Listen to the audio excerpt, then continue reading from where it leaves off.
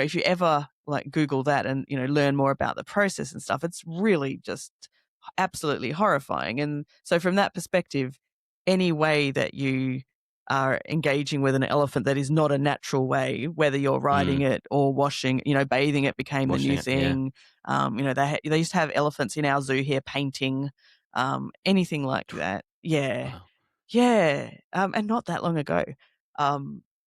But anything like that is, I think, looking at elephants is a good way to kind of see wildlife tourism has changed a lot, but still needs to keep changing. Welcome to the Winging It Travel Podcast, your weekly ticket to the world, hosted by me, James Hammond, proudly part of the Voyescape Network.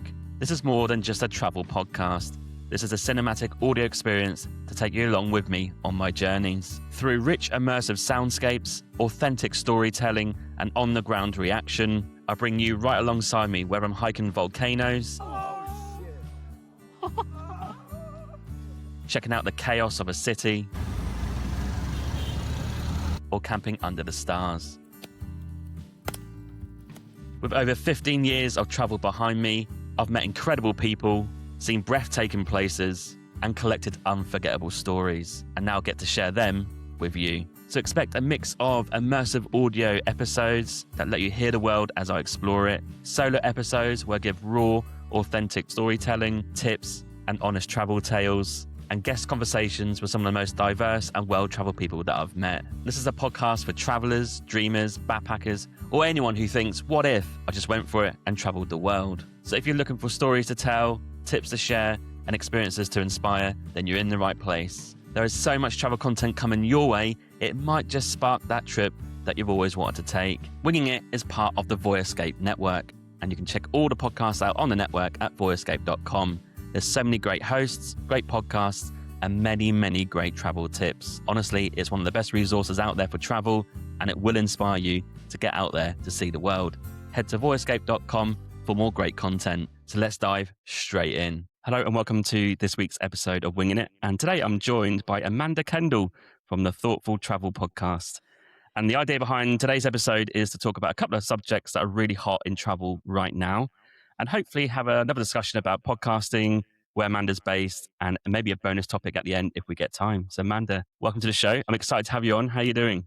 I'm very well, thanks, James. I'm excited to be here too. And yes, good morning from a rainy Perth, Western Australia. We have hit winter and it's actually like windy and cold and rainy outside, which I love. No way. Yeah. Really? It's not the typical Wow. Australia, so... Not Perth, no. Not my experience anyway. Yeah. Nor mine. We get a short winter and I embrace it. So. Oh, really? Okay. Well, I'm going to say it's sunny here for once and it's about 15 degrees. So I guess that's cold in your books, but at least it's mild for here. Yeah, it's probably the same temperature here, but I'm rugged up in my thickest jumper. Yeah, I've got a t-shirt on and shorts on and the whole lot, yeah.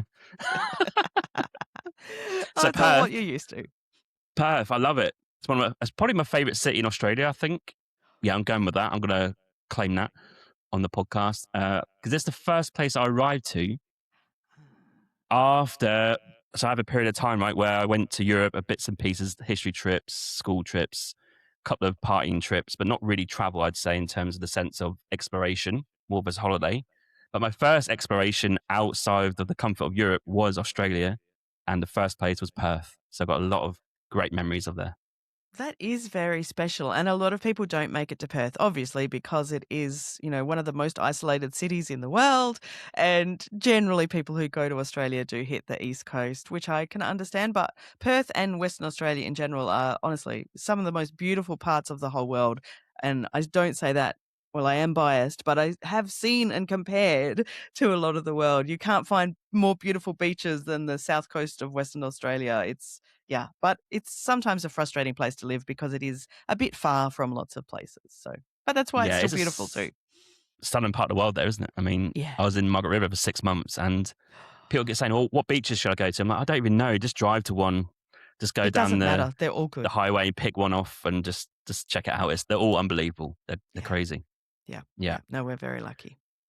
And Perth, specifically, I do love Scarborough Beach. It's probably a bit of a cliche. But also Cottesloe is a bit of a favourite, a bit more upmarket, but very classy. Yeah, both beautiful beaches, absolutely. Cottesloe Beach, I always get a little bit funny about because when I was, I don't know, in my 20s or so, there was a shark attack there quite close to shore.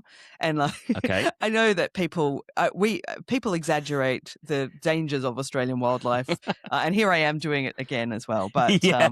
But I didn't swim at Cot for so long that now I live a little bit further north, a bit north of Scarborough. And Yeah. I just, as you say, I just drive direction of the coast and it doesn't matter where you stop. It's a beautiful spot wherever you are. And this is the Dream. season for me. I started on the weekend my lovely beach walks. I love it in winter, rugged up on a wintry morning. I'll be there at like 7 a.m. There's nobody on this amazing long beach and you can just wander along the Indian Ocean there. And I can't believe how lucky I am to live so close to it. It's just It's beautiful. stunning. Stunning.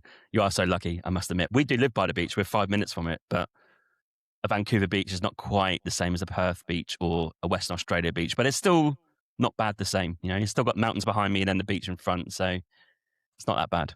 Oh, absolutely. You got a whole lot of extra stuff. We don't have any of the Yeah. We've Yeah. just got the beach and then we've got a lot of empty outback, which is beautiful in its own way as well, but it's not the same as like mountains and Canadian landscape's incredible, isn't it?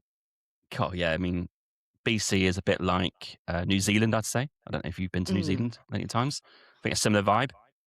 Lots of trees, lots of hills, lots of greenery, some beaches here and there, and obviously coastline. So I think that's kind of a similar vibe. But where you are, I've been to a few islands. Maybe you can rival it in terms of the beach, but it's pretty special. The amount of beaches you have is crazy. Yeah, yeah, yeah.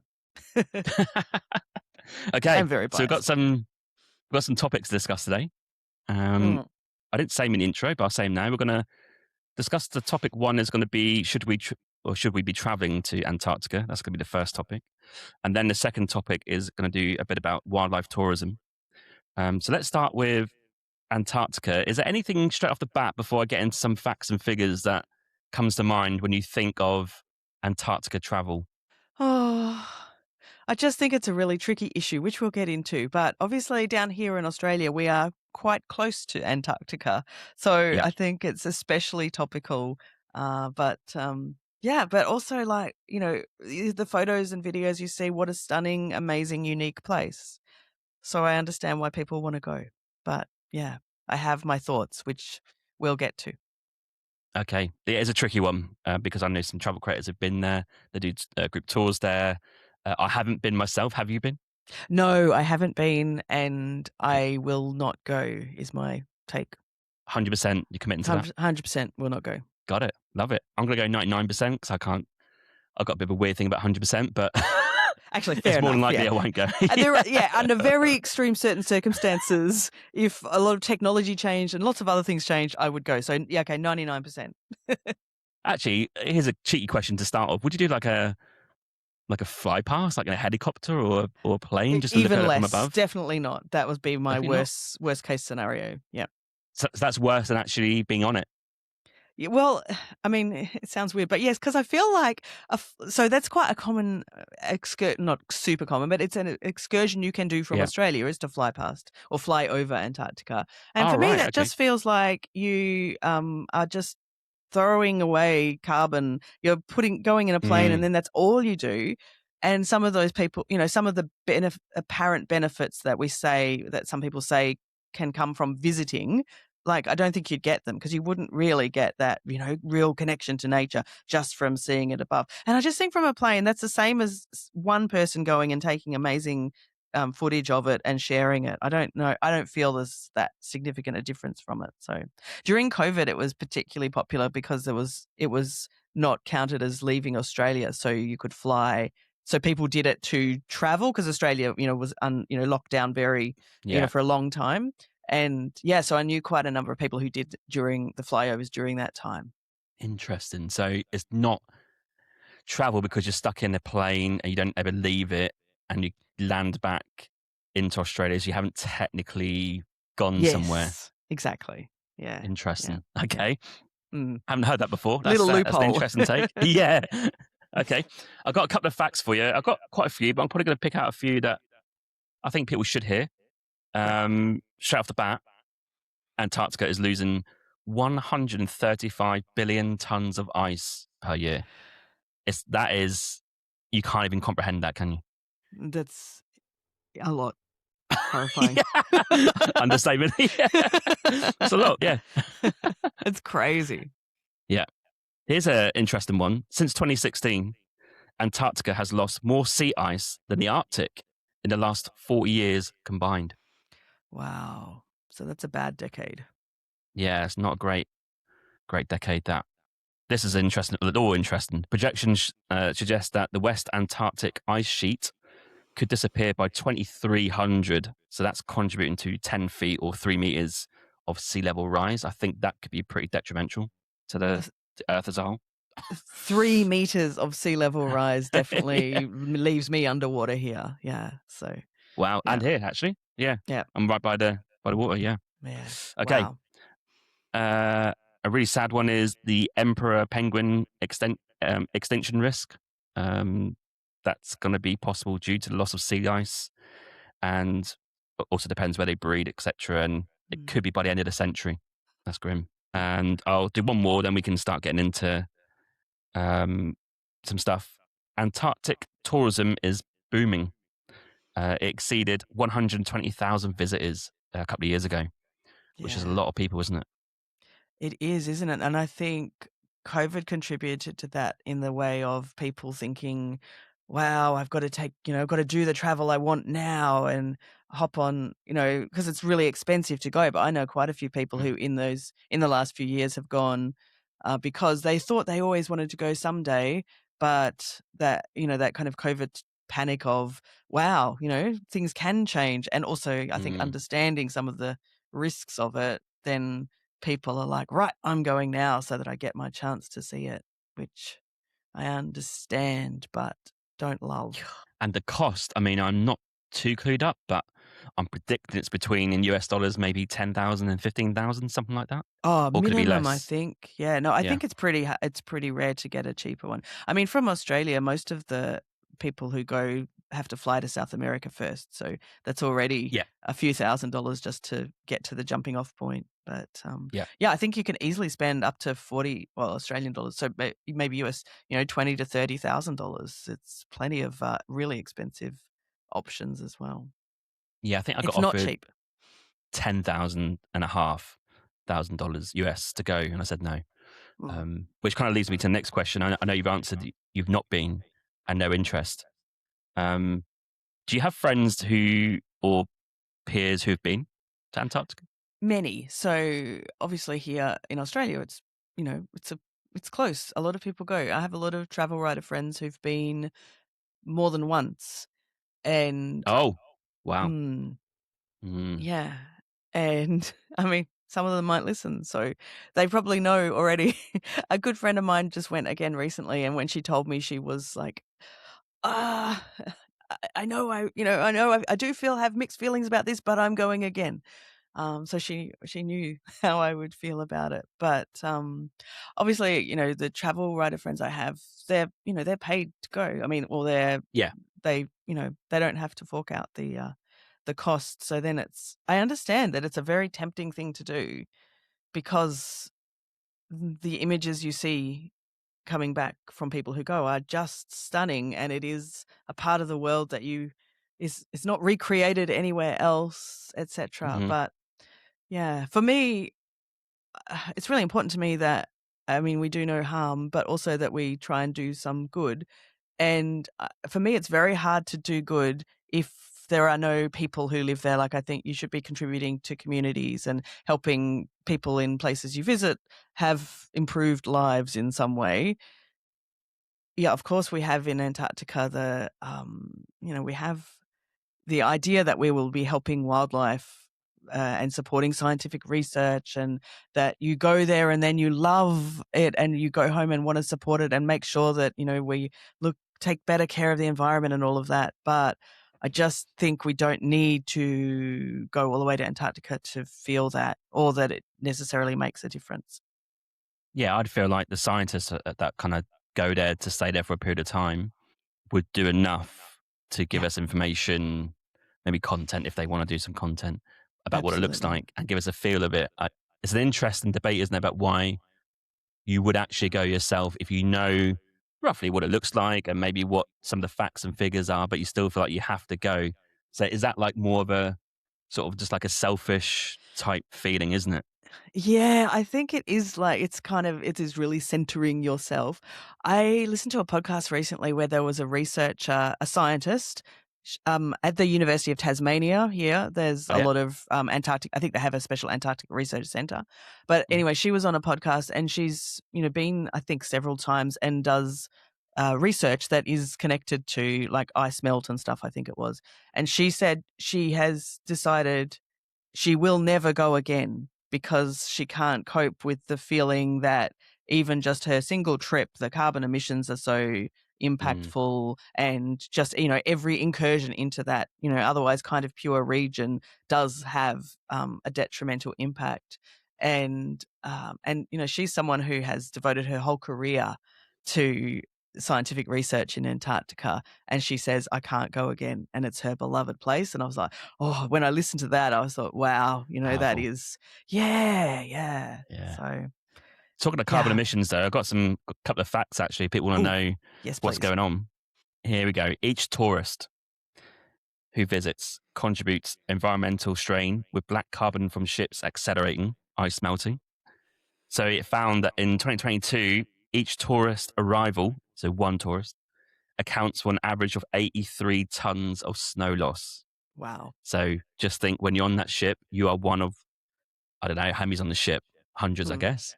And you arrive on there, you step on there, instantly you've created 83 tons of snow loss. I don't want to do That's not, that. no, that's not a good fact, is it?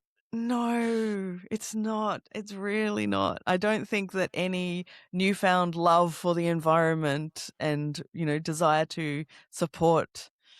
Yeah, I can't justify it. It's, yeah, I yeah. think it's so big that maybe it's too big for travelers to comprehend. So they kind of just throw it Mm. off.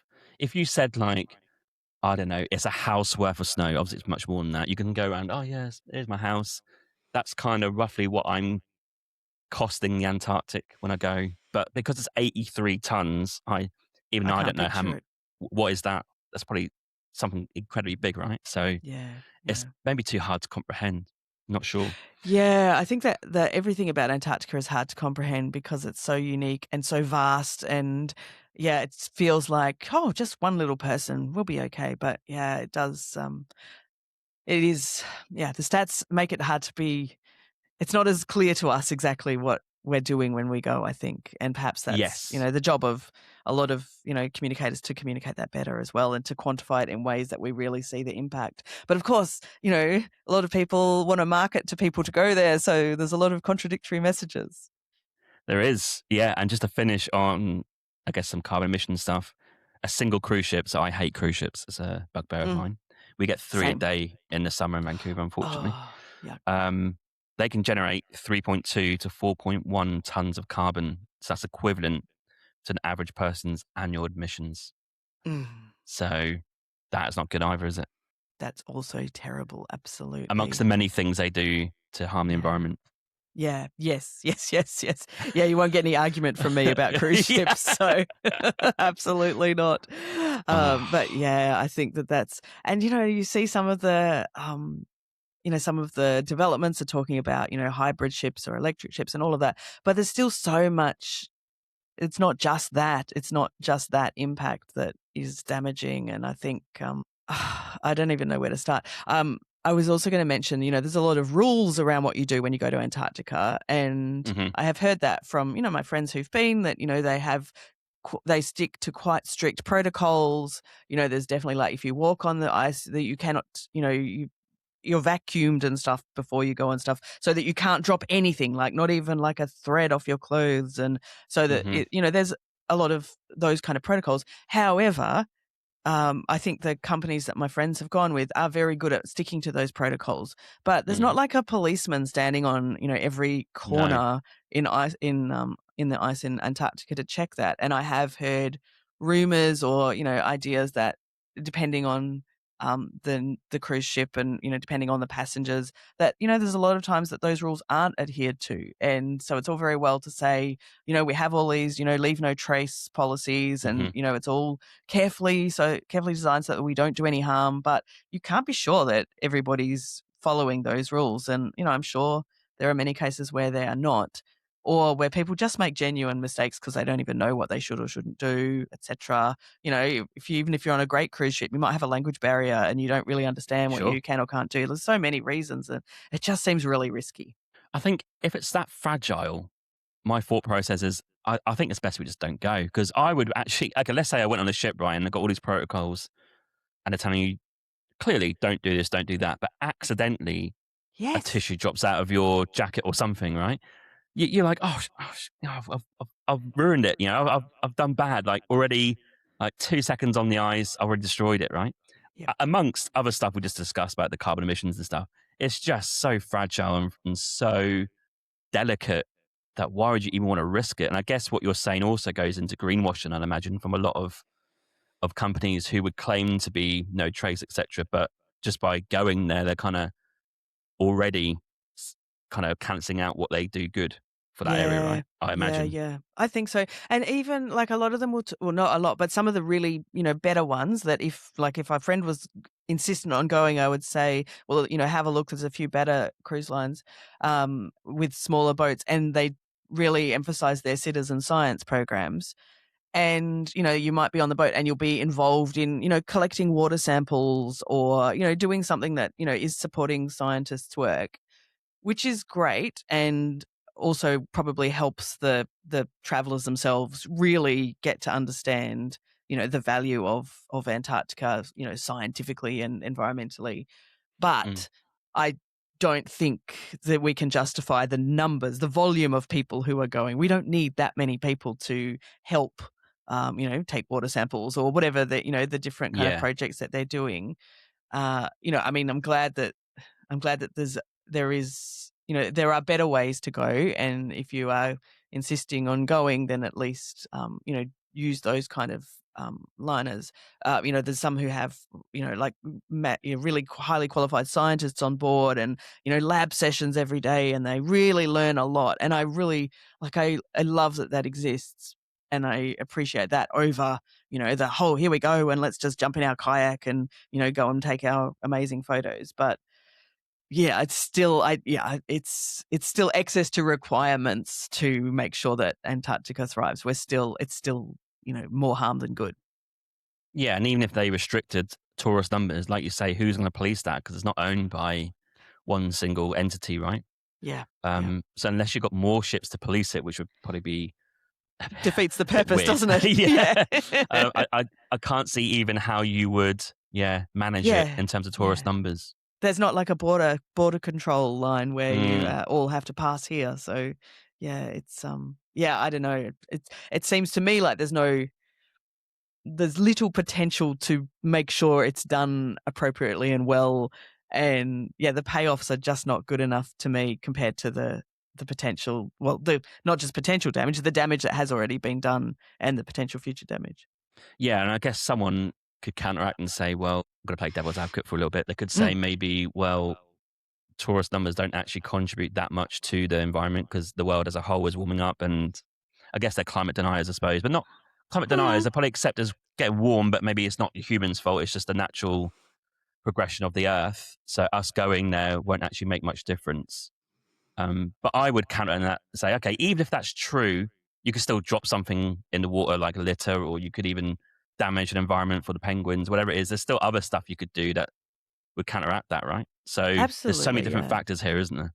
Yeah, yeah, that's right. Like, it's not a place where humans live. There are no No, native exactly. there are Yeah. no native Antarcticans who have a culture there that we need to Not support. yet. I mean, yeah, right? Yeah. So, like, it's just really, really hard to justify. And, like, I know, people go for walks and they have rules that the penguins have right of way, and you can't, like, penguins have, like, Hmm. pathways, and you never should stray into them. But you still get, like, you see videos of the stray penguin who's actually, gone off the Yeah. path, and then, they do interact essentially with humans, and Yeah. that's not how it should be. And then, yeah, it's just problematic. I just find it impossible to justify. The more I learn, the more I think we shouldn't be there. Yeah. And the penguin thing is super sad, isn't it? Because I think I got here, Mm. there was a mass penguin die off in 2022. Sea ice loss led to mass death for thousands of emperor penguin chicks. Take everything else with a pinch of salt if you like, but even the penguins are suffering. I mean, that's just terrible because where else are they going to go? That's awful. Yes, yes, and they're so cute. Yeah. Yeah. But yeah, yeah, my Uh, conclusion is I would rather people didn't go. okay, I agree. And I have no intention of going. I mean, even the journey alone. I mean, if you're going to do that boat ride from Ushuaia, I think you got to cross the Drake's Passage, which is notorious for, I guess, waves and Pretty sicky rough, I stuff. believe, Yeah, yeah. I Yeah. mean, even the hardened boat people would struggle a little bit. So my partner here gets kind of seasick just on the ferry over here, and it's like clear water. So I think that's a no go for her anyway, Good. which makes it Perfect. easier. Yep. Yeah, Much and I think simpler. I would struggle. I'm not like bulletproof from boat rides or ferry rides. So Yeah, yeah. yeah, but also the problem with me is I don't want to go on a cruise ship, so that kind of rules that out anyway.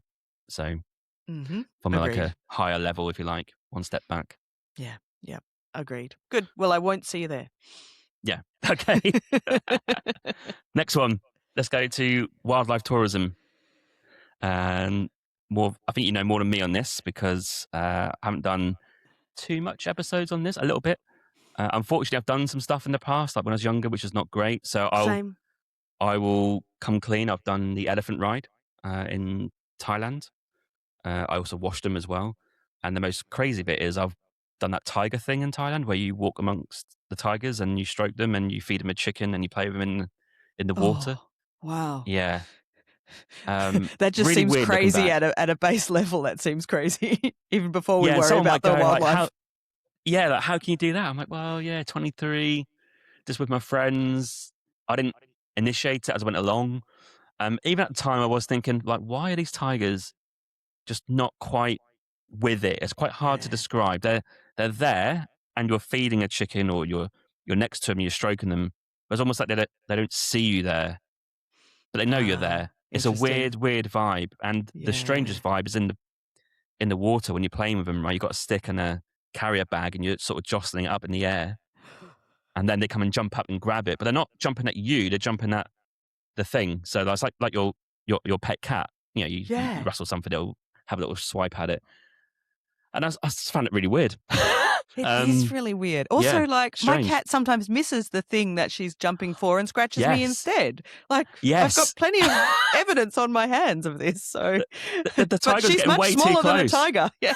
Yeah, this is the thing. At the time, I think we were there for 45 minutes. After Oh. half an hour, I was done. I was like, these are getting too close. They're not intentionally swiping you, but they are going to swipe you if they get too close. Mm. I'm not here for this. I need to get out of here. I was fed up a Mm. bit in the end, but Mm. yeah, looking back, not great. And I think that might be the extent. I went to. Oh yeah, it's a question for you actually. You know the Australia Zoo. What's your thoughts Mm. on that? I've been there. I've never been to Australia Zoo, but, well, did you touch a koala is my first question there? Yes, stroked us back. Yep. So koalas, especially, unfortunately, in Western Australia and Queensland, they're the only states where you are still allowed to interact with a koala. Oh, But it's especially bad for koalas, apparently. So, can like, imagine. just the illnesses and stuff they can pick up just from human touch contact, Yeah. even just from stroking them. And there's, I think, a couple of places where you can still like actually hold them. When Oh I was wow. a kid here, that was possible. Um, I have held wombats are my favorite Australian animals, and Hmm. my very first Facebook profile photo from, I don't know, nearly 20 years ago, I guess, was me holding a wombat because Hmm. that's what you could do here, and wombats are so cool. And but of course, that is now thankfully something you can't do. But yeah, so in Australia, most states you can't now like directly touch a koala. the best places are the sanctuaries where you can see, you know, they've been rescued because, you know, they're crazy animals that should never have survived. Like evolutionarily, they can only eat certain types of gum leaves. They're very slow moving. Yeah. It's amazing that they still exist. So often, like from bushfires and stuff, or they've been hit across the road, crossing the road, they end up in especially a couple of main sanctuaries. And so I think that's a great way to see them. Australia Zoo, I don't know the details of what else they do there these days, but They did a crocodile show. oh, that's bad. Yeah, Yeah. so you sit in a little stand and there's like a big, I guess, pond, or it's not a lake, it's not that big, but got a couple of crocodiles in there, and they're just like a couple in there just getting goaded a little bit. Yeah, Wasn't sure yeah. about I mean, that. That even was a bit keeping them weird. in captivity like that Yeah, is, of course. is already Yeah. bad to start with. But yeah, any kind of performance like that is bad. But to go back to my start, so I mean, I think all of us have in the past done things that we now wouldn't do, but we didn't know. And especially, you know, Yes. until recent years, nobody really talked about a lot of this stuff. So I think, Mhm. you know, I have no judgment of people who have done things that they now would not do with wildlife. You know, my mum rode an elephant in Thailand many, many years ago, and she had photos of it up in her house because it was part of a really special trip she'd done. You know, she had such a great experience up in northern Thailand. And then, a few years back, I went to her house one day and she'd taken down that photo, and I said, "Oh, you know, you've taken it." She goes, "Oh, you know, I just know I know I didn't do the wrong thing then because I didn't know, but now I just think, you know, it's not the right thing and it shouldn't be on my wall." I was like, "Oh, bless you," because I had never said to her, "You should take it down." It's, you know, it was not, you know, it was a special memory, but yes. So yes, no judgment. I think whenever I do episodes about wildlife tourism, it's very much from the point of view of, hey, let's try and figure out the ways we can do this better and what we should be saying no to, etc. And I remember very vividly when I first started thinking about it, I was actually headed to Bali, which is, of course, you know, our backyard here. Mhm. And it was probably 12, 13 years ago now. And I must have posted on Facebook that I was going, as you did back then, you know, documented your every move. Yeah. And Old school. yeah, an ex-student of mine, I was teaching English here in Perth, and this French girl responded to my post there saying, "Whatever you do, please don't ride an elephant." And that was I just remember vividly thinking, "Oh, never heard about this before." And you know, we talked about it a little more. And that was like the beginning of my education of, hey, you know, all of these things that we can see around the world, that, you know, ways to interact with wild animals are maybe not actually really good for the wild animals, and we should not do many of them. Okay. And you can see it increasingly becoming, you know, like a few years ago, Intrepid Travel deleted all elephant riding and interactions from Yes. their trips. Yeah. When you see Yeah. like big companies making those sort of decisions, I think that really sends some clear signals of, hey, let's stop this. This is not okay. And I think the elephant riding thing is a particularly interesting one because there's, I mean, like you could go down the, you know, path of talking about riding a horse and stuff, which is a different kind of matter in some ways. But the elephants, to be able to be ridden, they have to go through this really torturous training, and they call it the crush, so that basically, you know, their spirits are That's not a great broken. name. No, exactly. That's right. It already sounds bad, doesn't it? But Yeah. essentially, you're breaking their spirit so that they will do what humans tell them to do. And, you know, Grim. you can see they're really intelligent animals. And, so, you know, if you ever like Google that and, you know, learn more about the process and stuff, it's really just absolutely horrifying. And so from that perspective, any way that you are engaging with an elephant that is not a natural way, whether you're riding it or washing, you know, bathing it became the Washing new it, yeah. thing. You know, they used to have elephants in our zoo here painting, anything like that. Yeah. Wow. Yeah, and not that long ago. But anything like that is, yeah. I mean, I think, yeah, looking at elephants is a good way to kind of see wildlife tourism has changed a lot, but still needs to keep changing. Just a quick break there in the episode. I just want to say there are many ways to support this podcast. Please give a written review and 5 stars on any podcast app of your choice. This is greatly appreciated and helps the podcast find new listeners. On YouTube, please hit that subscribe button, like any video that you watch, and leave a comment with your thoughts. I love to read them and respond to them too. You can help the production costs of this podcast by heading to buymeacoffee.com/winging it. For $5, you can buy me a coffee and help this podcast immensely. And finally, please tell Winging It to your friends and family. Get them to tune in, get some wanderlust on the go, and hopefully they'll come back more if they're inspired to. That's the aim of the podcast, to get more people to travel the world. Let's get back in to the episode.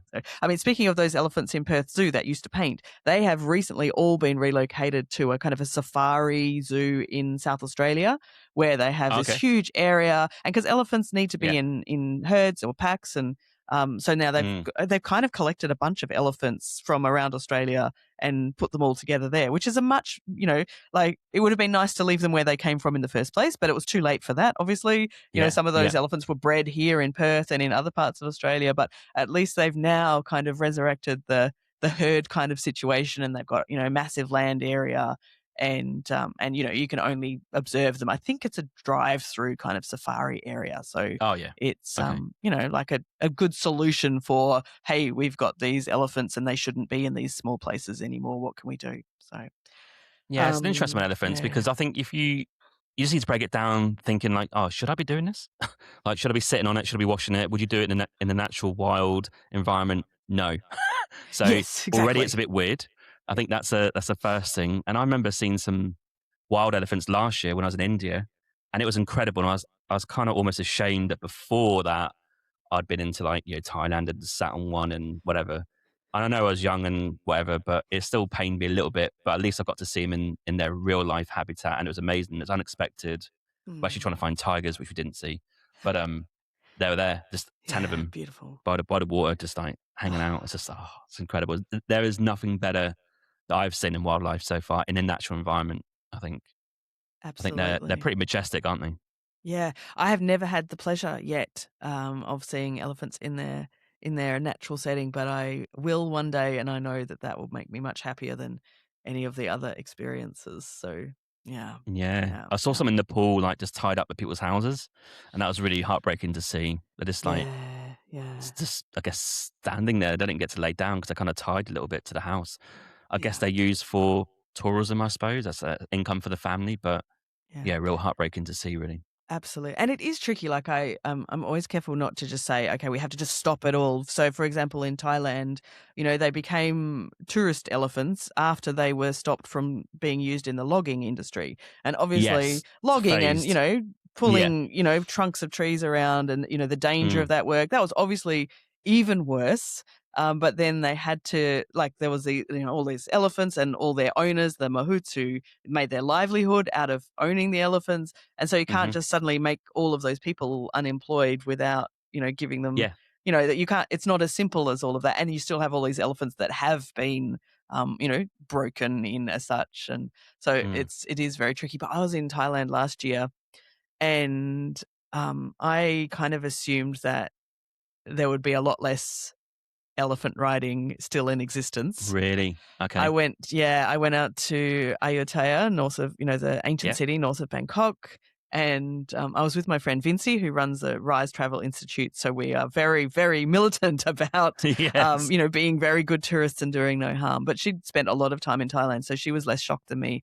But we turned up and, there was people still riding elephants there, in the very tourist area. And then the part that really made me think was later that day, we caught up with some of her friends who are Thai. So she'd lived there for some time. And so we went to catch up with her Thai friends. And the first conversation we had was, they like, what did you do today? And like, oh, we went up to Ayutthaya. And they're like, oh, wow, did you ride an elephant? Like, and I was like, oh, I didn't know what to say because I just met these lovely people for the first time, and I wasn't, obviously going to give them my anti-elephant riding spiel. But I was like, no, and just change the subject. But we talked about it after, and like it's not even necessarily understood even by well-educated Thai people that it's that it is such a thing that we probably shouldn't be doing. So it's tricky. Education. Yeah. Like, I'm obviously, I'm in an echo chamber of people who talk about this sort of stuff a lot. So for me, it seems like second nature, and it's important to remember it's totally not for so many different, people that don't have this background. And you know, yeah, I did also want to mention that, of course, in Indonesia earlier this year, the Ministry of Environment and Forestry banned elephant riding and forced performances of elephants in Great. Indonesia, which was fabulous. It was really ironic, actually. An elephant sanctuary had reached out to try and be a guest on my podcast a month or two before Huh. that. Yeah. And I was like, oh, okay. And I always, check before I reply. And I looked at their website, and they were offering elephant rides. And I was like, oh, okay, this doesn't Mm. sound. So I emailed back and said, look, I'm sorry, but this is definitely Yeah. against the thoughts of the. Yeah. And I cannot, I cannot have this discussion on, on the thoughtful travel podcast. This is not thoughtful. And they emailed back saying, oh yes, but it actually, it's no harm to have, the weight of a human does them no harm, blah, blah, blah. And I was like, I don't care, fine, you do you, but I don't care. But yeah, it was only a month or two later that it was actually banned. So they then came out saying, yes, we're not doing elephant rides anymore. So Yeah.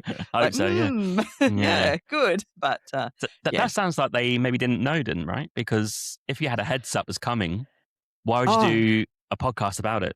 that's so true, actually. Yes, I guess that, yeah, I hadn't thought about that, but I guess it was perhaps a surprise ruling. So, yeah, I don't know Mm. much about how it came about, but I was pleased to see it. So, yeah, I interesting. like to think that's like the start of it all. Like that's the first country, big country, Indonesia, and hopefully other countries will follow suit. But I guess back to your point about it's not as black and white as that, because there are livelihoods attached to that sort of industry. They're going to have to figure that out as well, or at least provide some sort of compensation or whatever it is to the families who rely on that income, right? Or the Yeah, businesses. yeah, exactly. And I think that's how a lot of the sanctuaries in Thailand have come about to provide those incomes. But Mm, then the word sanctuary has, no necessary, like you said, you'd bathed elephants, and that's, but commonly was a kind of an interim thing where, okay, tourists still want to get close. Okay, we're not going to ride elephants because that's bad, but come and bathe mm. them. But apparently that's also just as harmful. And I mean, yeah, it's not something you would do in the wild. I think, like you said earlier, that's the baseline is, are the animals able to, exist in the way they would in the wild? If not, then, that's not, we shouldn't be interfering with their natural ways. And also, you talk about the elephants, like you're right there about getting released from Perth and they're now in South Australia. I guess like from a fast forward thinking, like, oh, at least Australia's big, it's got lots of space, it's got the good weather, maybe like naturally to be used to in the natural environment. It's not a bad place to be. But then I think back to UK, where I'm from, like all these like big wildlife, I guess they're called sanctuaries or zoos, whatever, London Zoo. They've got like giraffes and elephants and stuff. Like, well, first of all, they just shouldn't be there. They're not natural to the UK, are they? Like Yeah, they're in we've the wrong imported them from climate to somewhere. start with. Yeah, Yeah, exactly. yeah. Yeah, So yeah. already that's wrong in my book, I Yeah. think. Yeah, Yeah, but absolutely. Yeah, it's interesting to see that, like, the future of zoos, because there is, I mean, people, I don't know. It's such a big topic. I never know where to yeah. start, but, there's value for people to be able, for the everyday people to be able to have some, I don't want to say interaction, but some experience with animals, so that, if no one ever saw an animal in real life, it's hard to care about them, and we need people to care about Mm. them so that, they want to, like, travel to Africa and see them on safari, because, like, those safaris are often supporting, like, conservation, and, Hmm. s otherwise poachers will be, the winners over Yeah. there and things like that. Hmm. So, we want people to love animals, and sometimes, it's hard to do that just from afar. It's a really tricky kind of balance of, we need I don't know, we need to love animals in a way that doesn't harm them, but what is the balance of that? And of course, the legacy of, hundreds of years of having animals in zoos and, riding elephants and all of these other things. It's hard to just dismantle that overnight. Yeah. So I guess my question for you for zoos, right? Just a little tangent. Is it okay for a zoo to maybe have like local animals for a start, but also animals that are maybe a bit more domesticated? I don't know if that's the right word to use. I'm talking about goats, cows, Hmm. horses to an extent, things that would be around just naturally around outside the city and the farms where I'm from exactly. But like in a zoo environment, is that okay? Because that's the space they would hang around in anyway. So it's not like they're restricted. Like, is I that a trade off, do you think? I think it's certainly better than having a tiger in a small cage. Yeah.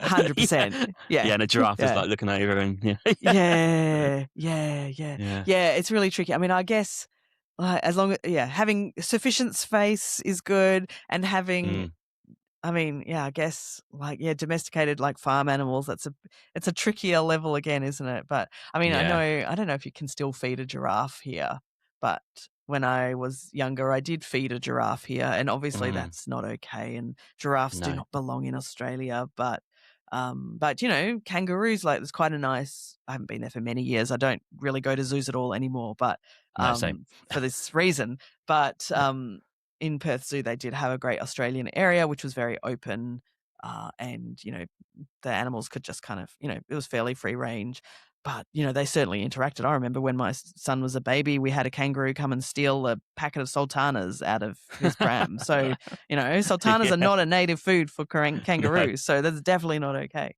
But yeah, I don't know. Zoos are super tricky, and I a lot of them then also do really good conservation work, Yeah. Yeah. and they fund conservation work. I know here there's been like a big partnership with orangutans in, like, I think Borneo, or part of Yeah. Malaysia. Sepalok. I've been there. Yeah. Right, and that Yeah. the zoo has, like, both contributed funds and veterinary expertise and things like that. So there's a lot of those things that Mm. are important, but I don't know. I don't know. Big topic. It's Big tricky. topic. Yeah, yeah, yeah. We won't go into zoos today, so we'll leave that one for now. Yes. Um, my next question is: do you think, uh, like wildlife tourism, that is there any that doesn't harm the ecosystem and the wildlife? So, for example, if you're in Kenya or Tanzania and you're doing like a safari, seeing the big five, like, are there ways where you can do that and still not harm the animals, the local environment, the ecosystem, and stuff? Like, if we get down to the reality, all travel is a little bit harmful. So, Yes, but agreed. we're not going to stop, because there's still a lot of benefits as well. And I think so. Yeah. I think if you're going to Africa on safari, I think choosing a really responsible safari tour operator, really looking into their experiences and their ethics and stuff, then I think it does balance out okay. Like I Mm. mentioned, a lot of those programs are actually, supporting anti-poaching. And if the Yes, value of tourism wasn't there, if the dollar, like, it's, the world works on dollars, doesn't it? If indeed. the tourism wasn't bringing in enough dollars to be able to fund, anti-poaching, like whether it's, actually, doing other work so that people who would otherwise be poaching and using animal parts have another way to survive, or if it's just, kind of defending the area funded by tourism, then, like, if no tourists ever went, then that would also be bad, because there's, other bad No funding. actors in the system Yeah, that yeah. are also not treating animals well. So I think in that way, yeah, there's a lot of positive trickle down effects that can kind of that work that out okay.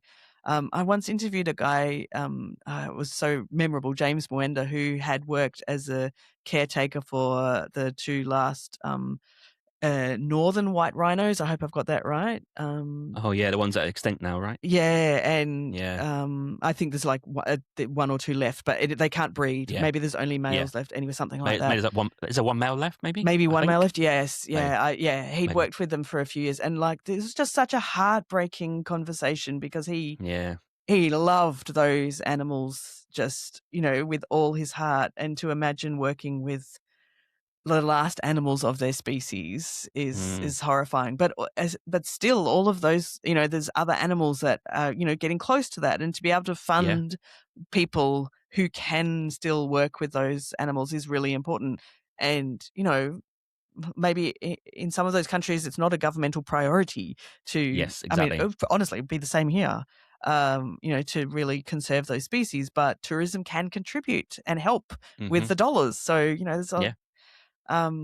yes, sorry, that's a really long, rambly answer, but in It's contrast so to true, though, isn't it? Yeah. Antarctica, where I don't think we can add, like, I don't think there's a net benefit.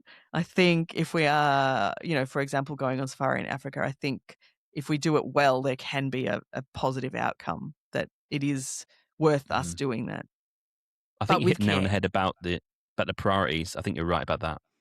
I mean, if it was always a priority in most governments around the world that they're going to prioritize their, you know, indigenous animals, if you like, to look after them, protect them, then maybe there could be a call for not many tourists go and see them. But if they're not a priority and those organisations just need the money, they've got to get it from somewhere, right? So I guess that's Yeah. one way. Yeah. Hopefully, we can interact with that type of tourism and actually prolong those animals in the wild. I think Yeah. that's until the system changes or the priorities change. I don't see any other way.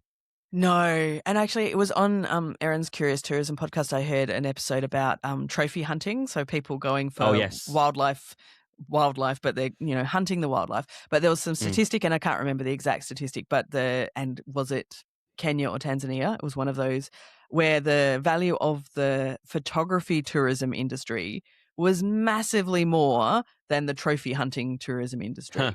But Interesting. yeah, like by a tenfold or something, like many millions of dollars of people Yeah, going, like photography, people going on specifically on photography trips, who are wild, want to do their wildlife photography, which is great.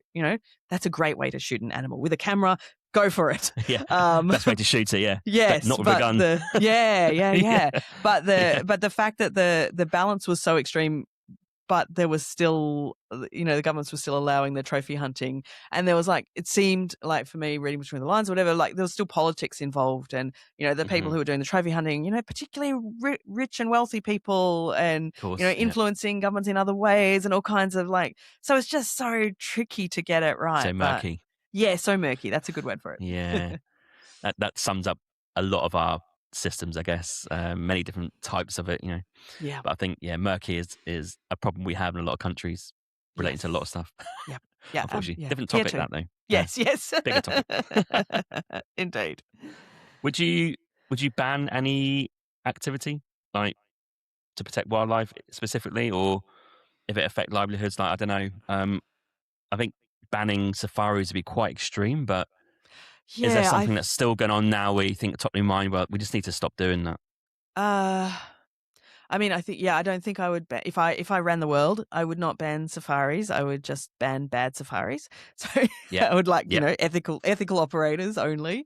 yeah. Um, yeah, I don't know. I, Like sea life all of the centres that activity. that came to mind the other day. Like, are they still going? Sorry, Where what they was have that? like dolphins and whales, like the sea life Oh, centres, yeah, are I they think still there's still going? I think there are limited places where that still happens. So yeah, anything where Wow. there's people in captivity, animals in captivity like that. Sorry, Yeah. the people should be in captivity, not the animals. No, yeah, there's still some of that. I think also in Queensland still, Oh wow. and yeah, Okay. I think, don't quote me, but I'm pretty sure that's the case. Yeah, I think anything where you are asking an animal to perform in any way Yeah, it's a is good not thing to think. okay. Yeah. Oh my goodness. Yeah. Actually, I saw on Instagram came up yesterday, there was a tiger, I think, in a Russian circus that escaped over the barrier and was walking Oh through wow. the audience. Yeah. And so, and I know Okay. that it was only maybe 10 years ago, I was visiting Slovakia, Yeah. where I used to live, and friends took us to a circus, and they still had live animals in it. And perhaps that was just before Slovakia joined the EU. Perhaps that doesn't happen there anymore. But clearly, this was like a video. This year happened in Russia, so clearly there are still animals in circuses, and there absolutely should not be, in my opinion. Oh, Um, absolutely not. zero case for any animals in a circus. Circus can just be human performers. That's fine. There's plenty of great examples of that. So, Mm. but yeah, even like a decade or so ago, when I went to that circus in Slovakia, I was like, oh wow, this is Was there bears in like, there? oh gosh, I don't think there were bears. I remember tigers Okay. and gosh, what else was there? I don't think there were bears, but oh, that would be sad. Yeah. It probably still My friends exists. went. I think it does. I think my friends went to Romania, and Mm. there's a cohort of people who are kind of rescuing the bears from the Mm. circuses and just kind of give them a bit more freedom than what they had, right? But Yeah, they're in a yeah. state they're just like Ugh. very subservient, and just the fur is horrible. And so I Yeah. think it's on the radar. Obviously, Romania is part of the EU. I think it is. So yeah, I Yes, I guess think so. that's on the Yeah, yeah, list as well, yeah, yeah. and hopefully so. Yes. Oh gosh, I hope so. I mean, harking back to your tiger experience, when I went to Moscow, and that's probably 20 years ago now, but I went to Gorky Park and the amusement park, and there was tigers there chained up that you could pat. and they just Mm. looked so drugged out, and it was just Yeah, it's even drugged, then aren't when I they? back Yeah. then I knew nothing about responsible wildlife tourism, but I was Mhm. just shocked to see these tigers. Oh, that can't be right. This is just sickening to see them like that. This is not okay. Yeah. Yeah. Yeah, literally feeding a tiger chicken. Yeah, that's a bit weird. Yeah. Yeah. Yeah. But Yeah. then it got to the point where it didn't really know when to stop. So it was like munching away and like I'm holding it like this in my hand and the chicken's like disappearing. I'm like, well, how does it know when to stop? Because my fingers are there. It's not going to know, is it? So I had to like drop it in the end and Your before it fingers got might be quite too late. tasty too. Yeah. yeah. I don't know what a Yeah. tiger's preferences Yeah. are. I didn't get Yeah. told to like drop it or anything. I was just like, oh, do I This still do doesn't this? seem Or right. Yeah, yeah, wow. Oh, weird scary. experience. Yeah. Yeah. Yeah. Yeah. Yeah. Oh, there's something else I was going to talk about as well in terms of animals that I saw. Oh yeah, I was going to ask about camels. Have you ever ridden a Yeah. camel? Yes, I have. I wouldn't now, but I have Yeah. ridden camels in Tunisia years ago, and also quite distastefully, many years ago, probably 30 years ago, I rode a camel at Uluru in the centre of Yes. Australia. Yeah. And that was like a standard thing to do then. And after the camel ride, they sat us down to give us some snacks, including camel meat, which I thought was particularly weird, having just ridden a camel. But That is strange. so I've always remembered that. But yeah, I mean, when we get into camels, especially in desert areas, like a Mm. friend of mine runs treks in Morocco. She's lived there for many years. Yeah. She owns some camels, and they do that. And that is like it's a bit more borderline. It goes along with horses and stuff. And Mhm. yeah, so I personally wouldn't, but I'm not as. It doesn't feel as bad as an elephant, let's say, and like it's a little bit more. It's a bit more grey than an elephant ride, perhaps. I don't know. They're kind of Yeah, I think so. domesticated, but I don't know. I find it really hard to. I don't know, but personally, no. Oh, you can Okay. still ride them Yeah. here in Broome in Western Australia, Oh yeah. on the Okay. beach. A Yeah. camel ride at sunset is a very popular thing to do on Cable Beach. So, Okay. um, it certainly was. I think, yeah, even 2 or 3 years ago. I can't imagine they've stopped, or I would have heard about it. So, yeah.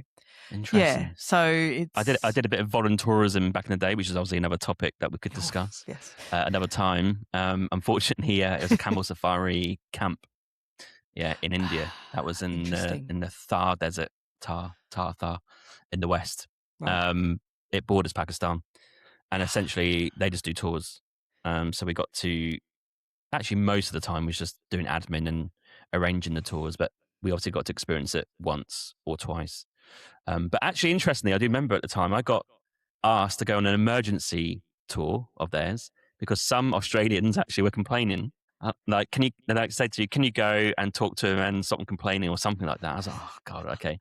Mm, But this is This is probably the first time I thought, "I wonder what they're complaining about." And this is where it maybe yeah. switched a little bit for me. Is that they were complaining about how the tour guides were treating the camels. Like they were Oh, wow. not happy that they were like kind of whipping them a little bit, or Oof. they're kind of getting them to get up and go. And the camels are quite interesting creatures. They'll like spit at you, or they'll growl back if they're not happy. But yeah, and they just weren't happy with what was going on. And honestly, I was in this weird position where I kind of agreed with them, but like I was representing the company, Tricky. so like, how do I Yeah. get through it? Yeah, Yeah. strange. Oh, Yeah, interesting. Oh, I'm glad because I thought, oh, Australians are not usually complaining kind of people, but they were complaining for a no, good reason, so I'm okay yeah, now. yeah, good reason. I Yeah. agreed with them. Yeah, Yeah, so I had to get through tricky. that night and day.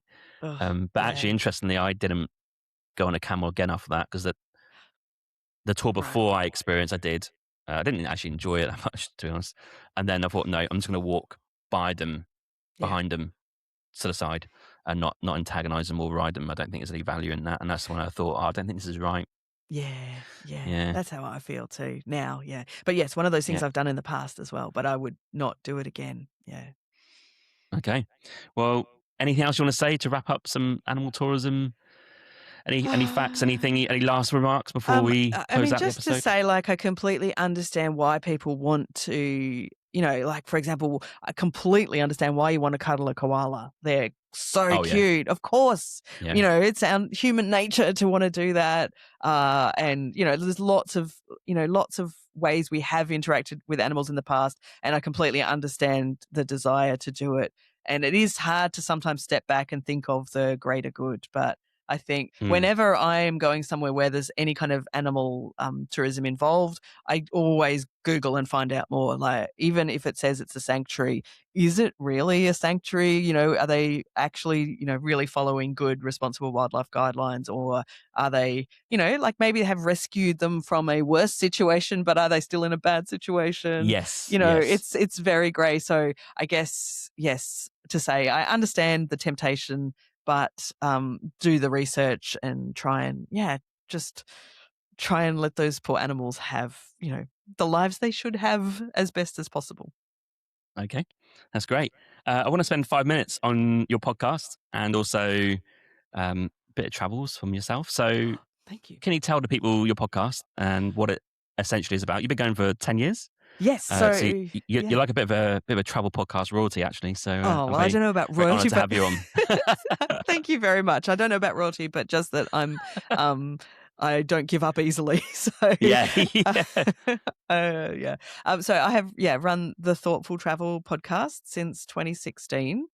And it essentially started because I had traveled, you know, a lot and realized that travel taught me a lot. Like, I'd got a lot of out of travel. It wasn't just taking cool pictures and having fun. Travel had like really helped me like grow and learn and change, you know, things about myself and about my life. Mhm. So the thoughtful part of the travel of thoughtful travel started with my own selfish thoughtfulness. Oh, okay, And interesting. yeah, Yeah. yeah. And then very quickly I realized that that also covered all of these other areas like sustainable travel and, you know, volunteerism, doing no harm when we travel, you know, you know, good interactions with local people, giving back Mm. to communities, and, you know, all so many different topics. So the podcast is a little bit unusual in that every episode, and I did this right from the start, because at the time there weren't many podcasts out there, but some that I'd listened to would have, you know, just one guest, and sometimes a really, like, people didn't edit much in those days, so it would be No. sometimes a very long rambly interview with one guest, and I didn't always stick it out to the end. So I thought, well, I want the Thoughtful Travel podcast to be a bit different. So most episodes are a theme, and Yeah. I'll have, you know, 5 to 10 minutes from 3 different guests across the episode. So, you know, the idea is someone might not gel with you, but keep listening. There's someone else coming up soon. Yes. And it's I just really like that. interesting to get different Yeah. perspectives on the same, on the one topic. And some weeks we're, you know, very serious. We're like, the one I'm editing at the moment is about, you know, being a volunteer when you travel, and the, you know, the do's and don'ts and some bad experiences. Mhm. Sometimes it's just, you know, more fun, like, people love what went wrong episodes. So, Yeah, they do. Yeah. yeah, and people love telling those stories. Like, when I interview a guest, I get them to pick a few topics they want to talk about. But one of the topics that I always have them talk about is the travel story you tell over and over. And very often that happens to be a something went wrong Same. story. And Yeah. so we put them together, and I Yeah. love those as well. So, yeah, lots of fun. Yeah, 10 years and over 1 million downloads. So we've just kept Done all going right. and plodding along, Yeah. over all that time, and I still love doing it, and have, yeah, I absolutely love the way that it's introduced me to amazing people all around the world. And, you know, sitting down here in Western Australia, I don't get to travel that much, as, you know, as much as I would like, and it's not close to, I can't quickly pop anywhere, but I always feel like I'm traveling just because I get to talk to so many people in, you know, every continent except Antarctica, although I have talked about Antarctica, but not while Yeah. they were there. Yeah. But Yeah. Live in Antarctica. Yeah. but yeah, it's just been so much fun. And I run the Thoughtful Travelers book club alongside that, so we read travel books, and I have a co-host who was just a listener who, you know, always got involved with my early book clubs. So I'm like, hey, Justin, it'd be more fun to, you know, to do this with someone else. And so Yeah. poor Justin, 6 years later, he's still a co-host of the book club, and he's such a sweetheart for doing it for no reward. He gets a book sent to him, you know, 3 or 4 times a year. That's his whole reward. Oh, But you know, that's great. I he think that's sits in all right, isn't it? Canberra, and oh Yeah. well, yeah, and Yeah. I think he enjoys it. I always say, you know, it's okay, but he's like, no, I'm happy to keep going. And so yeah, I've made so many friends through running the podcast, and that's part of the joy of it. So yeah, and like, I hope that through the podcast, I help people to think about like some of these issues that we've talked about today, but definitely Mm-hmm. not with like beating you up about it. Oh, how dare you? You know, that was a terrible thing to do. But always from this perspective of, hey, let's learn some more stuff. But also, you know, let's just also talk about, you know, why we love traveling, the joys of it, and you know, it's like we're very privileged. You know, anyone who gets to travel, we're very Oh yeah. privileged to be able to do that. And but we also share like so much joy about it, and you know, it's nice to be able to have the opportunity to share those stories. So yeah, so that's pretty much what we do. Okay. And are you weekly? Yeah, so pretty much weekly, like weekly Yeah. for 10 years has been crazy because it's just me who puts this all together. Yeah. I've done 5 years weekly, and It's a it's lot, tough. isn't it? Yeah. So Yeah. I am essentially weekly with the odd glitch here or there. So yeah, but Okay. mostly weekly. And Yeah. on all the apps and YouTube as well, right? Yes, everywhere. So just look for the Thoughtful Travel Mm-hmm. podcast anywhere you like. I run it through my website, which is notaballerina.com. That's my travel blog I started 20 something years ago. Okay. Um, Right. with I'll a put a link in the show notes for that one. yes, it's a very sentimental name that initially was Yeah. terrible for search engines, but it's I'm too sentimental to change these things. And yeah, so yeah, thoughtful travel podcast everywhere you can find it. And one of my tips, I actually teach podcasting at uni now, and one of the tips I give Oh, my students is when yeah. you are picking the name for your podcast, make sure it's something you can say quickly many times, not like the Thoughtful Travel podcast, because you heard me stumble just now. It is it is not the best collection of letters, but anyway. Do you also advise for a name very quickly? I just chose my name because my mum said to me, I think 10 years ago, that I was winging it, like life in general. Yeah, And great. I just chose it, done no research, right? But a year later, I was like, oh, what if there's any more winging that's out there? There's loads different types. There could be like, I think there's one about chicken wings. There's one about like mental health. There's one about a football team in UK because they're sort of like their nickname of the club is the Eagles and they fly. So they call it the Winging It podcast, right? There's all these things, right? I was like, oh, I should have done more research back in the day, shouldn't I? Because obviously that contests with Google with all the Google Yeah. searches. But is that a thing you advise Yeah, your I do say you students? should look at what your competition is, and yeah, I do Names, say yeah. like it's better to have a unique name, but it's not always easy to have a unique name. True. But if you don't have a unique name, you just have to work hard to be the very best with that name, so Yes. that you come up first when people are looking for you. Yeah, absolutely.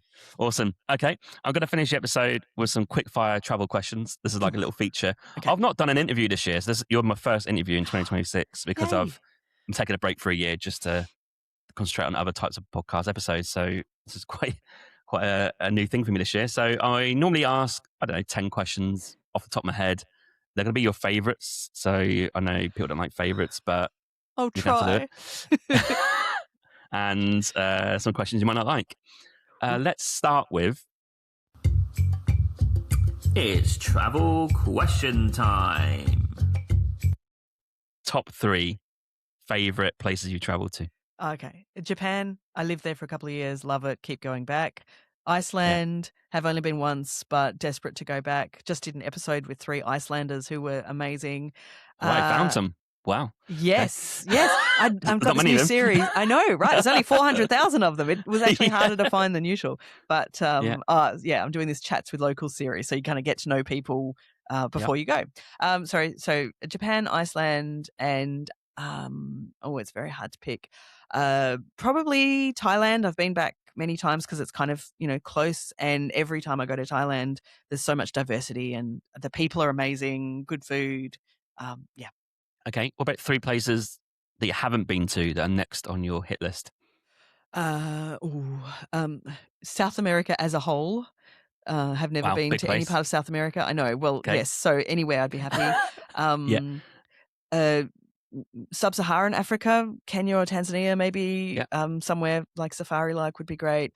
And actually, like there's a couple of parts of Eastern Europe I haven't been to. I lived in Slovakia for a while, traveled a lot, but didn't get to Romania and Bulgaria, Ukraine, obviously, perhaps not now, but that kind of the most eastern part of Eastern Europe. I absolutely love Eastern Europe, and I still think it's amazing that it's not as popular as I think it would become.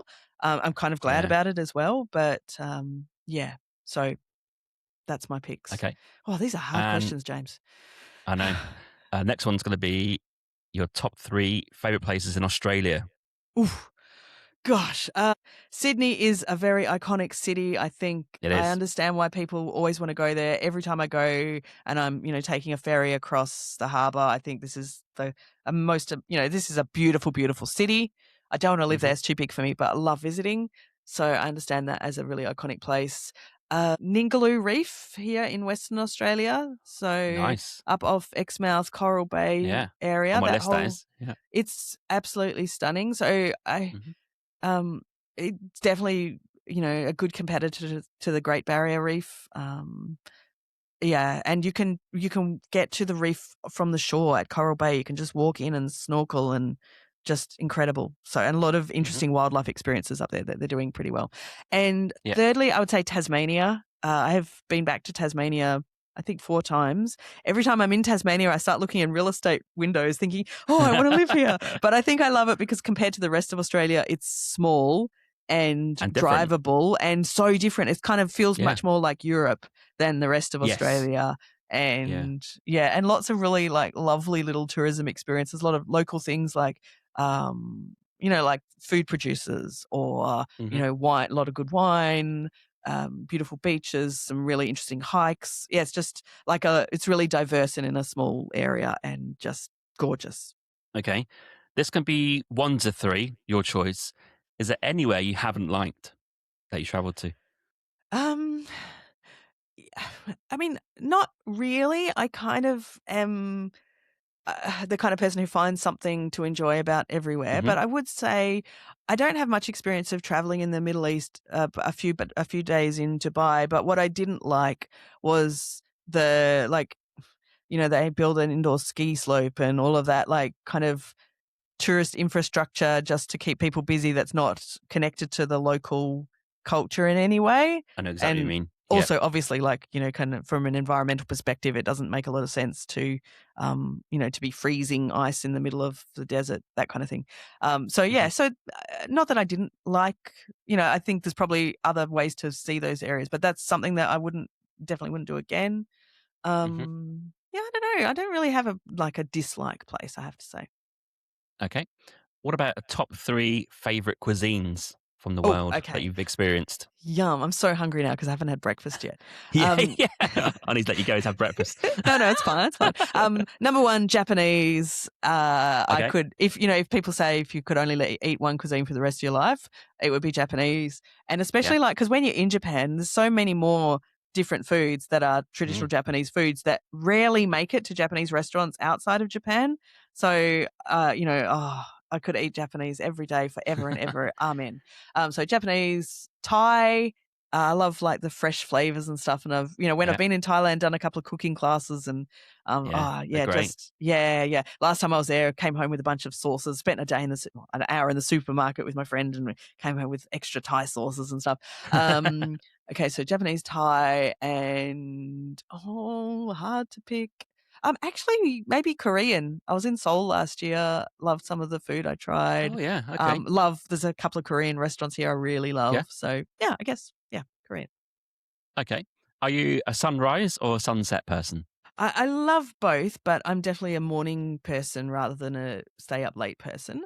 So probably sunrise. But of course, we see the sun set into the ocean here. So Yeah. that is also one of my favorite things to do. To see the sunset over the ocean is beautiful. Mm. So a little bit of Okay. both. But if I have to choose sunrise, Okay. And tomorrow, if you could live in a country for a year that you haven't lived in before, where are you going to live? Iceland, easy. Oh, wow. You're going there for a whole year. Yep. I have this dream, right? I know, Hardcore. I know, I know, I No, know. There's no bad weather, only bad clothes, James. So you just have to be prepared. I'm not sure about that. I have this dream of like tucking myself away in Iceland somewhere and like just writing, podcasting, just, having my own little retreat in the world. And I think Iceland is the place to do it. I stayed when I was in Iceland, I was only there for like 10 days, but I by accident booked a little cabin at the foot of Mount Kirkjufell, which is like if you've seen photos of Iceland, you'll have seen photos of this Mm. mountain. It's kind of an iconic shape. And I wasn't really aware that that's what I was doing, but I booked a place there. It was just an Airbnb cabin, like somewhere near where Yeah. I needed to be, but it was actually on the mountain. It was just the most amazing thing. And we were there during the middle of summer, so it was midnight. I was sitting out on the porch of Midnight our sun. little, yeah, sitting out on the porch of our little cabin, overlooking this amazing landscape, and I just thought, oh, I could stay here forever. I mean, I don't think I would survive forever. When I lived Oh, in like yeah. Germany and Slovakia, the winters absolutely. By the end of the winter, Brutal. I was coming from an Australian background. It was so Yeah. brutal. You have no idea. Oh, remember it vividly. So I wouldn't want to do more. I don't think I could stay forever. But a year, give me a year in Iceland. Yep. Okay. What are your top 3 favorite activities when you travel? Finding a way to talk to local people, however that is, Hmm. whether that is by like joining a small tour or finding some way to meet people or honestly just accosting people in cafes and chatting. So that's number Yeah. one. I love the little tidbits you get from talking to local people. Number two, like museums or galleries or something that are really of interest to me. So I don't go to every museum or anything, but when there's Hmm. something that's of real interest to me, to my, own personal interest, then I will spend all day there. I have a weird fascination with disaster museums. So in Japan, Okay. I've been to 3 like earthquake related museums in Japan. I could go back and spend like a week in each of them. So fascinating. So Okay. I know a little bit weird, but that's me. But they they have a focus on like recovery and prevention and like social good. I, I know Okay. it's weird, but trust me. Okay, so that's 2.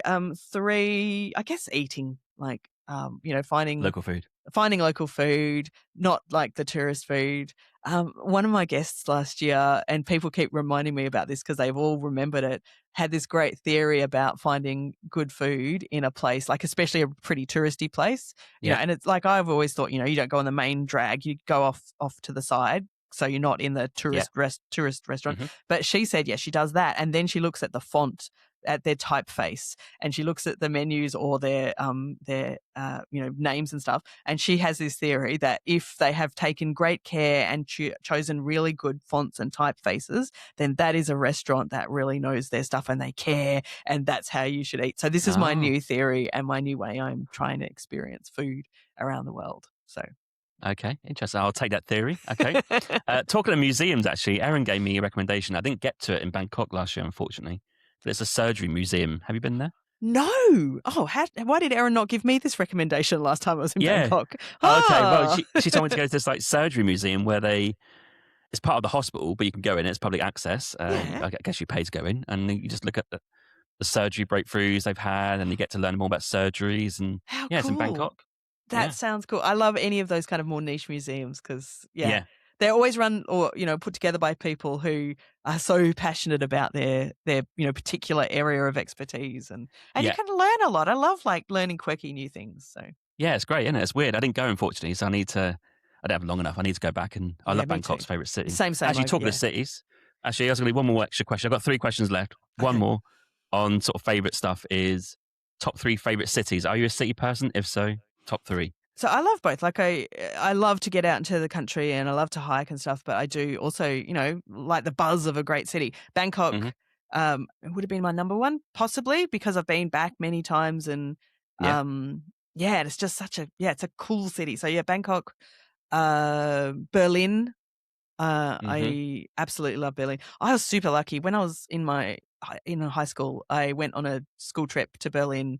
I was staying with a family in Berlin on October 3rd, 1990, which was the night of reunification of West and Oh, East Germany.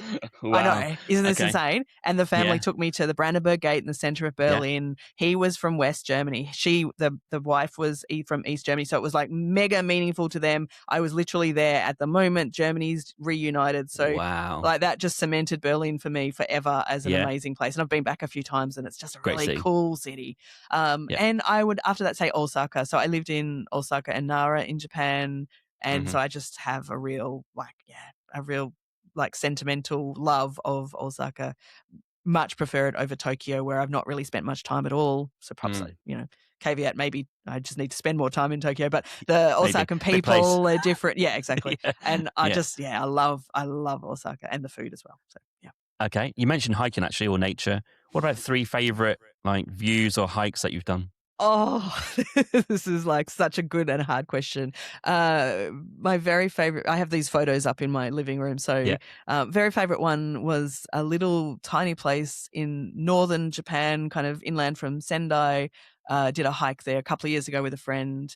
And there was a little place, where you could go from this little tiny onsen town, Hijori Onsen, on a little hike to this tiny temple, and we're out overlooking like mountains, road, Oh, river. It was just, absolute. I cannot express how happy and lucky I felt in that moment. So, yeah. yep. So, yeah, Japanese mountains, amazing. Uh, oof, so hard to choose. Up in the northwest of Western Australia, Kununurra on the border, nearly in the Northern Territory. I Hmm. have this photo of like an iconic, like baobab, huge baobab tree with kind of this. It's a kind of the mix of the desert and the tropics up there, and red Oh, dirt yeah, yeah. everywhere, and just Glorious. iconic and glorious. Um, Yeah. and I don't know how to pick a third. Probably also Western Australia, down in the southwest. I hiked we have a 120-kilometer or so track called the Cape to Cape track, so like Oh, yeah. around Margaret River region. Yeah. Yeah. Yeah. And a lot of the hiking along that coast there, you can't access otherwise. There's no roads in. You have Mm. to be, on foot. And any of those views along there, just with the Stunning. bushland, the beach, the sea, Yeah. just stunning and glorious. If that was located like in North America or Europe, it would be completely overrun every day with thousands 100%. and thousands and thousands of tourists. We're very lucky it's down here, tucked away, and you can walk and see like a dozen people a day. So beautiful. Unbelievable. We have a similar vibe on Vancouver Island. There's a is it the West Coast Trail? It goes from the western side, but there's no roads there, so you have to hike it. Beautiful. But it is restricted in terms of how many people can do it per year. I think you have to apply or at least be in a queue to get tickets, but at least it's kind of not too crowded, right? But yeah, it's that similar vibe. No Beautiful. cars in. You got to hike it 120 kilometers, something like that. Crazy. Gorgeous. Yeah. Climate question is going to be if you could sit somewhere anywhere in the world with a glass of wine or a cup of coffee, whatever you take your fancy, and just stare at somewhere for half a day or a day, where are you going to sit? Oh, there's so many places I would like to do that. But can I be really nostalgic? So many years ago, my mum and I traveled together. My mum passed away a couple of years ago, so this is why this one springs to mind. And she'd always wanted to go to Russia. We went to Russia together, and then we went to Berlin. And I just remember we sat at this beautiful cafe with our glasses of wine, looking at the Yeah, Brandenburg Gate and just watching the yeah. people come and go and reminiscing about our trip to Russia, and me telling her more about when I'd been there in reunification. And just Hmm. that was, yeah, like Berlin is such a cool city to sit in, and there's so much to watch as you sip your wine. Okay. And last question is one or two sentences as to why someone should get out of their comfort zone and go and travel some parts of the world or all the world, whatever they want to do. Oh, I love how you said one or two sentences, because I could say Yeah. like 1 or 2 Yeah. hours. Um, Travel changes us in ways that staying at home can't, because you know what's happening at home. You know what it's like. You know how to get from A to B in your hometown. There's just less surprises. And I also think when we travel, we can be a little bit different to our home selves. We're not surrounded by the people who know how we usually act or what we usually do. And so that kind of getting away from home has that twofold impact of, hey, I'm in somewhere new and I have to find things out. And, I feel confident because I learned that, oh, wow, I could make it. I've figured out how to get on this complex subway system from A to B. Go me. Yeah. So it gives us those little boosts and, gets our brain ticking in ways it doesn't, and gives you the chance to just kind of get back to like the basics of who you are when you're not surrounded by everything that you're normally surrounded by. So I think for those reasons alone, everyone should get up and go somewhere. And it doesn't have to be far. I sometimes just travel within Western Australia for work, and I always take an extra day or two. And I'm just in like some, pretty ordinary, normal country town. But Hmm. just being away from everything else just always gives my brain that kind of kickstart, refresh, and it's so good. And of course, if you're somewhere where the culture and language and everything is different and new again, then that's, even better. I think it's just, yeah. I have run out of words. I've run out of my sentence limit, that's for sure. But do it. Whatever you can do, just get out there. Okay. And I'm just going to finish with the people should go to Southwest Australia, below Perth, magical Yes, area. it is. Do that little road around to Bustleton. There's Esperance around as well. Oh, Esperance Yeah, is my that little place. Like, area. yeah, the Yeah. best beaches in the world. Albany along that coast is Yes, Albany, dream stunning, area. stunning. Yeah, Yeah, yeah, need to go back. Amanda, yes. thanks for the chat. It's been an awesome chat. We covered a lot of ground on a few topics, bit of travel, bit of animal tourism or wildlife tourism, and Antarctica. So I think people can get a lot from that, and super fun. Thanks for coming on. Thanks so much for having me. It's been just, yeah, a great fun chat. Thank you so much. Thank you so much. Go get some breakfast. I will. Thanks for tuning in to the Winging It Travel podcast episode today.